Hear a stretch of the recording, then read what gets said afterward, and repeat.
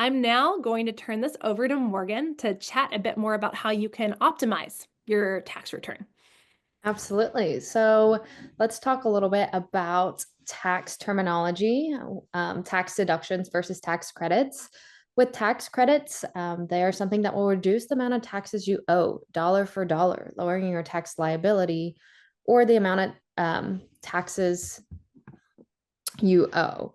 There are five main different types of tax credits for farmers. You have your fuel tax credit, your state tax credits, renewable energy tax credit, research and development tax credit, and federal earned income tax credit. With tax deductions, on the other hand, it reduces how much of your income is then subject to taxes. And then I will be getting into a lot of common tax deductions in the next slide, but I want to give you guys an example of how this is actually applicable. So let's say we start with $100. So with a tax credit, you owe $10 less and whatever that tax amount is at the end. And with the tax deduction, it would be as if your income is then $10 less than your starting value. Does that make any sense? All right, if you want to go ahead and skip to the next page, Jace. So here are some common tax deductions that a lot of farmers see or utilize. So it's interest paid on farm loans, rent or lease payments. A lot of farmers are renting their land out or they are leasing land. Repairs and maintenance, whether it be on combines, equipment, it could be really anything. Real estate and personal property taxes is also very commonly used as a tax deduction.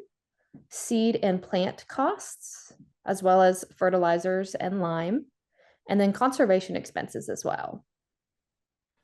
So these all will flow in to your Schedule F. Go on. So some tips to avoid common tax mistakes. A lot of people do not think about this, but it's very important to think about is your retirement plan, especially as you get older and decide, hey, maybe farming isn't for me anymore.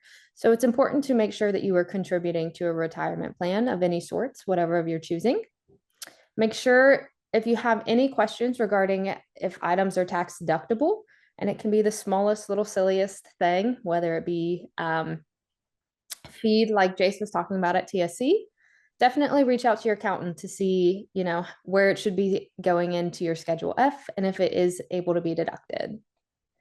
A lot of people have various segments of their farm, and you are able to earn income from multiple ways. So it's important that you understand what must be reported as income from your farm because you do not want to be leaving out any type of income as it can cause lots of major issues down the line in your taxes and with the IRS, which is no fun. And lastly, something that you can do to kind of maximize deductions if you would like. If you have children working on your farm who are under the age of 18, you do have the ability to pay them for their work as long as it is less than $14,600. And they have the potential, as long as all of proper payroll and everything like that is filed, to be exempt from some certain taxes there.